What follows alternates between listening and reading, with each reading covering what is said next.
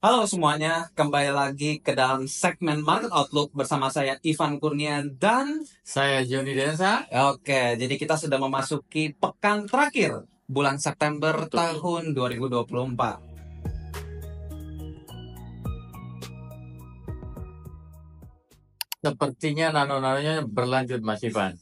Oke.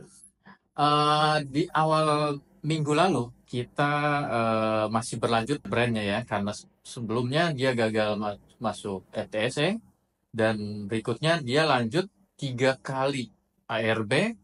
Dan ini yang menarik ya, ketika dia comeback itu dengan volume yang Tinggi luar banget. biasa tinggi ya, ada sekitar 3,1 T dalam sehari Wow. ya.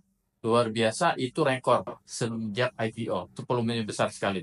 Gak sampai di situ Mas Ivan, Mm-mm. di pertengahan minggu ya, minggu kemarin itu terjadi pertama kali juga tuh net sell yang luar biasa besar, yaitu sebesar 2 T, ditekan oleh BBRI dan BMRI ya. Net sell BBRI yang paling besar 1,6 T dan BMRI 0,6 T. Nah, kalau kita lihat minggu ini adalah minggu pertama sejak pertengahan bulan Juni, Mm-mm. atau setidaknya berarti sudah 3 bulan ya kita mengalami net buy berturut-turut, dan minggu lalu itu terjadi net sell asing seperti itu. Dipicu oleh Cina secara tiba-tiba cut rate ya. Mm-mm. Dan Dan juga dia ada mortgage down payment ya, betul terkait juga sektor propertinya yang sedang lesu akhir-akhir ini. Seperti itu ya, ya, Juni ya. motivasinya adalah menyelamatkan ekonomi mereka dan properti yang sudah bubble ya. Setelah brand terbitlah BBRI. Jadi BBRI mengalami net sell yang lumayan besar 1,6 triliun.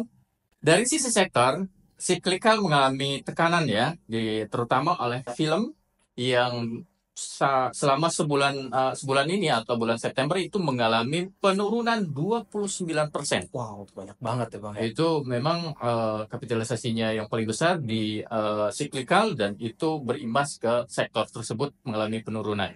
Sebaliknya, dari sektor yang cukup tinggi menguat ya, itu dari sektor basic industrial. Ini agak kompak nih emitennya Mm-mm. ya.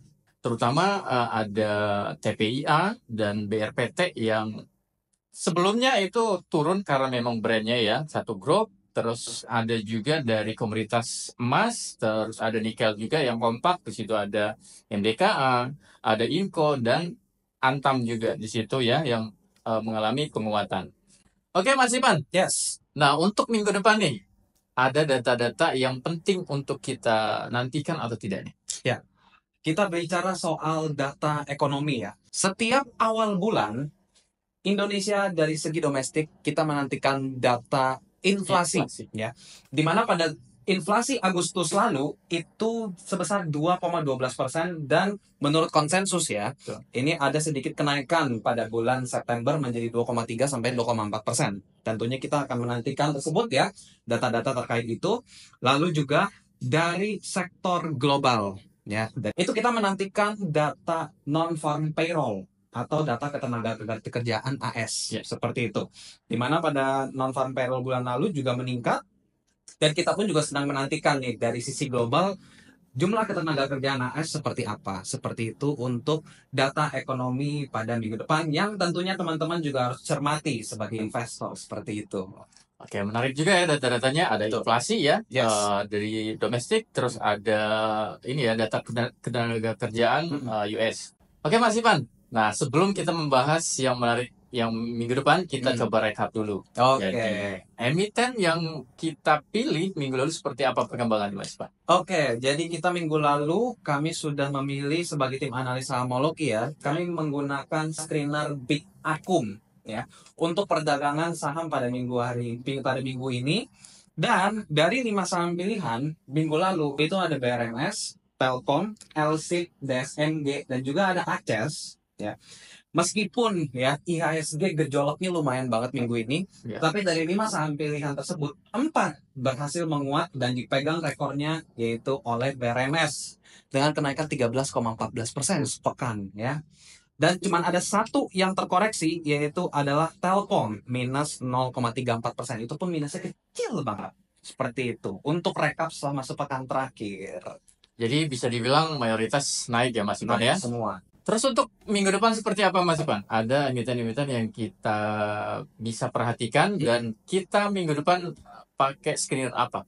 Untuk menu minggu depan, kita menggunakan screener swing trading. Dan ternyata ada 5 saham pilihan yang bisa teman-teman simak untuk perdagangan awal Oktober tahun 2024. Yaitu yang pertama ada ACES, lalu yang kedua ada Saratoga, ketiga ada Excel, keempat ada MBMA, dan yang kelima ada Avia. Seperti itu teman-teman untuk 5 saham pilihan perdagangan awal Oktober 2024. Oke, yang terakhir nih Mas Ipan, sesuai janji kita ya, kita bakal bahas pertanyaan teman-teman di kolom komentar. Oke Mas Ipan, Yes. Kita lihat ya komentar. Oke, kita coba lihat dulu. Ada pertanyaan apa? Terkait market outlook pembahasan kita minggu lalu, itu ada yang nanya soal sektor kesehatan Mas Joni. Ada soal sektor kesehatan dan juga ada saham khusus yaitu saham mitra keluarga atau MIKA. Nah, pertanyaannya kurang lebih kayak gini. Kenapa IHSG gejolaknya lumayan banget pekan ini, tetapi saham yang terkait dengan sektor kesehatan itu cenderung stabil naiknya. Dan kenapa juga, apakah ini bisa jadi salah satu pertimbangan buat masuk MIKA nggak ya? Tadi itu seperti itu pertanyaannya. MIKA tuh menarik nggak sih di tengah sektor kesehatan yang bisa stabil di gejolak IHSG seperti ini? Kalau dari kesehatan dulu nih, gimana nih? Soalnya nanti saya bahas MIKA-nya, Mas. Oke. Kalau kita perhatikan ya, sektor kesehatan itu Mei sampai Juli bulan yang lalu itu mengalami konsolidasi atau sideways. Setelah itu di bulan Agustus itu mengalami penguatan, akselerasi kembali harganya, dipicu oleh pelonggaran suku bunga. Oke. Ya, dipicu oleh pelonggaran suku bunga, terus juga rupiah kita itu menguat. Karena memang sektor kesehatan itu bahan bakunya itu sebagian besar memang masih dari luar. Nah, jadi dengan menguatnya rupiah itu menguntungkan. Jadi itu akan memicu sektor kesehatan melanjutkan bullishnya. Oke. Yes. Untuk MIKA seperti apa Mas Ipan? Oke. Kita bicara soal MIKA ini dari analisa yang lebih komprehensif ya tentunya ya. Kalau misalnya teman-teman ngelihat saham MIKA secara dari broker summary-nya ya semenjak bulan Juni sampai video ini dibuat, itu MIKA diakumulasi oleh asing tuh banyak banget ya. Teman-teman bisa lihat sendiri datanya dari data sekuritas teman-teman masing-masing itu diakumulasi oleh broker-broker yang notabene dananya itu dari investor asing. Itu yang pertama. Yang kedua, ya teman-teman bisa lihat secara teknikalnya MIKA ini bergeraknya cenderung bullish. Meskipun konsolidasinya itu mirip-mirip dengan IDX Health ya, terutama karena juga mitra keluarga sendiri itu menjadi salah satu saham di IDX Health yang memiliki kapitalisasi market yang lumayan besar. Mungkin top 3 atau top 5-nya itu ada MIKA di situ. Sekarang ini lagi menguji resistance itu di level 3.200 sampai 3.400 all time high-nya. Dan juga jangan lupa teman-teman, Oktober itu kuartal 3 itu bakalan terbit. Ini juga bisa jadi booster nih tentunya ya. Laporan keuangan kuartal 3.